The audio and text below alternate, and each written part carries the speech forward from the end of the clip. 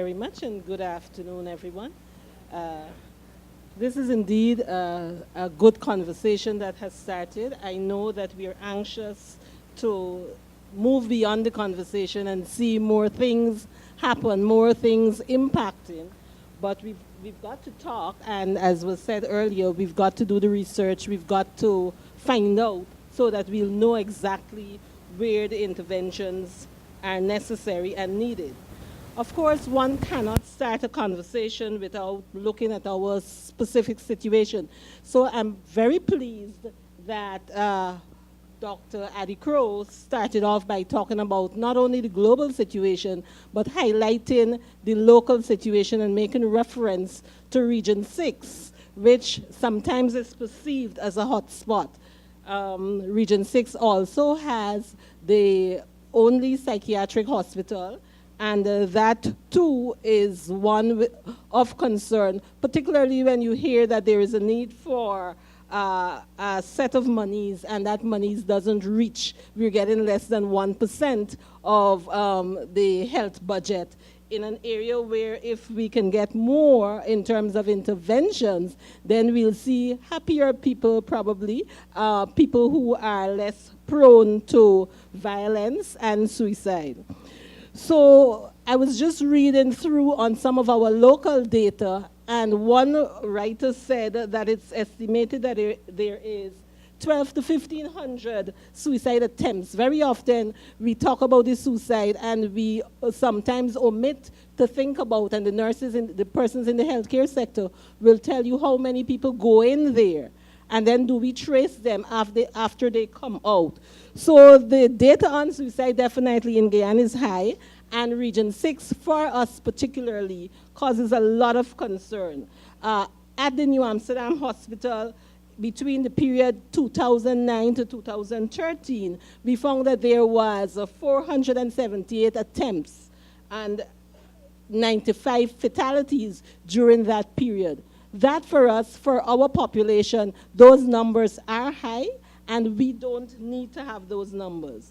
Even when you looked at a linear projection, and we have data, we have local data that tells us that there is a possibility that we can get as much as 300 suicide fatalities within 1 year. We don't need those numbers within a country like ours. Now, if we are going to go to the next slide particularly, we want to talk about prevention. We want to talk, and everybody is particularly concerned with what we need to do and how we need to do it. And I'm happy that we have that passion in terms of what we need to do to prevent suicide, because prevention is what we are aiming for when we are talking about intervention. You know, it's the prevention is building those proactive factors. It's about you and me. It's about all of us becoming a part of what is necessary. It's about building those life skills, but it's about tackling poverty. It's about what is happening in the homes and how we can fix our homes. But it's also what is happening in our policies, our politics, our life experience, and all of that. If we can fix those things in a holistic way, then we are indeed talking about prevention. We know that the police have increased hotlines. Do we know those hotlines numbers and how to access them? And do we get the requisite help and support when we call them? The Child Care and Protection Agency also has a hotline for prevention. Do we know the numbers? Do we call them? Do we have hospital readiness so that when we call the hospital, or when we call an ambulance, or when we call somebody, a teacher, to respond to school children and so on, is there a responsiveness? We want the actions, but are we prepared at every level, from the level of policy, but also from the bottom up, to do what we can? Because evidently, with us being at the even number 2 is not good enough. We want to win a race as Guyanese. We want to win in the Caribbean. Bringing second is good, but not for suicide. we've been bringing first a long time. We don't want to anymore. We shouldn't have that in the Caribbean. The Caribbean is a place where people come to relax and enjoy the sun and the beauty of our beaches, our different communities. Guyana has beautiful places, the Kaieteur Falls. Berbice is known for its hospitality. And the mere fact that people came here and sat down half an hour and didn't complain, that tells you something about us. You good? So we want to be known and be remembered for those positive things, and we have to look at them. Now, when we look at the early intervention for suicide prevention, early intervention definitely talks to that approach to help first. We want to help. The purpose is to engage individuals before the development of serious emotional disturbances, suicide thoughts, and ideation. You know, we really want to get into that person. We want to understand that person. We want to feel the person. Now, there are two forms I've read on suicide ideation, That's the active one and the passive one. And the active one, as you would recognize, is where people have a plan, where they're already thinking of what to do. And many of us would have gone through some periods of our lives where we feel hurt, we feel depressed, we've gone down those roads. But sometimes we don't reach that point where we actually want to do it. And you look at the gender balance in terms of what happens there, the whole gender construct in terms of what's happening there, and you're noticing that men do it. And the women are attempting, and maybe that has to do with our personality. The research can inform us more as to why and what we are looking for, but what happens. But we don't want people, sometimes you go, and we all will, at some point go through those negative energies in our life seasons, be it at what age or stage of our lives. But what we want is to be able to have a person with the skill sets to be able to see, find out, and help, intervene. We have mental health professionals here, mental health practitioners. We have teachers from schools. We have NGOs and organizations. And we have people who are working at every level. And all of us belong to some organization, apart from our work. All of us, Guyana, Berbice in particular, at every street corner we have a church, a mosque, or a temple. We have a holy place. We have a place where people go for that spiritual renewing. And what's happening in that space? So why is it that despite we are having all of that, we're having the violence that we heard about, we know it, the bullyism in school, and we're also having our younger people who are committing suicide or attempting to commit suicide. Why? And that's what we need to really be digging deeper into. We heard talk about pesticides and our access within this region. That's seen as the number one thing means that persons use in terms of committing suicide. And it's access. You can leave here and walk out there and get any form of drug that you want.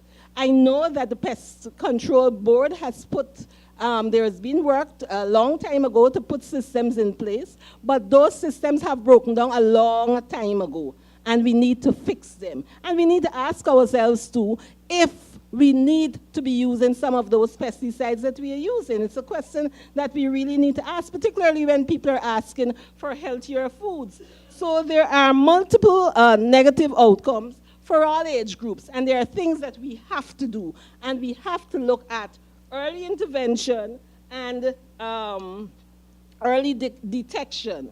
Now, what are we looking for? And lots of us, I think these would have been mentioned before. We've said depression, we've said poverty, but we can list alcoholism, drugs, and all those other things. None of them really act on their own. There are multiple factors, and many of you can tell me better what are some of those multiple things that contribute to suicide. And these things are really worrisome because of who they are impacting. When someone commits suicide, it not only affects that person, it affects the family, that community. Think about loss of resources in Guyana, where we need every human person to be productive. So when that happens, it has an impact. So it's not only, we can't see, and then it's crossing over. First we used to think it's Hindus, then we thought it was East Indian. Now you don't know, it's Guyanese people who are committing suicide. And we have to address the fact that Guyanese people, particularly young Guyanese people, are not feeling comfortable enough with themselves to want to continue to live. And we have to ask ourselves what, why, and what we need to do. Okay? So the thing is, who can intervene? Intervention requires, as I would have mentioned before, multiple agencies. All of us, we cannot work. The Ministry of Health, the Ministry of Social Protection, the Ministry of Education, all of us are key players in this whole process, and we cannot work alone. We have to be able to work across the sectors. We have to be able to work in teams, and we have to be able to reach parents. Remember, we are now having a younger parent population. Nobody gives us the blueprint on parenting. You see online and you can Google how to do X and Y and so on. But still, every child is different. How do you be the best parent? And how do we be a parent? When I was a young parent, I had my mother-in-law and my mother and all the support networks around to help me in raising up my children. I had a street full of people who were there, who, if they saw my child home from school, not productive or engaged in a way that they ought not to, was able to speak to. We don't live in those kinds of communities anymore. So how do we rebuild stronger communities? I'm happy to hear the colleague from the Ministry of Social Protection talking about being on the ground. I know the Ministry of Health used to have strong community health workers who were in the field and finding out what is happening, that the child is eating right and getting the vaccination and all of that, because it's a multi-sectoral approach. I recall the days at school, a young teacher did not see a child coming to school, was sent to find out why that child was not attending school. I also remember the days of the young counselor, of school counselors guiding and counseling officers and so on. So we definitely need to revisit, and that is why we can't do it without finances. If we continue to have these conversations and our budget does not reflect the resources required for intervention, then we'll continue to hear people getting upset because they are not seeing enough despite the reduction.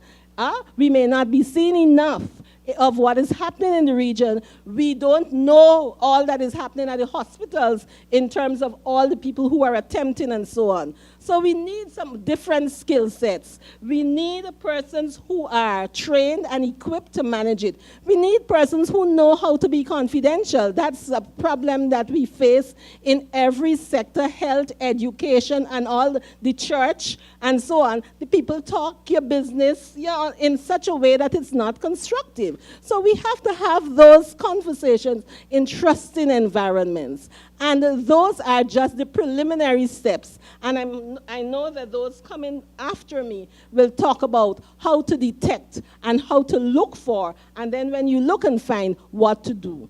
Thank you very much.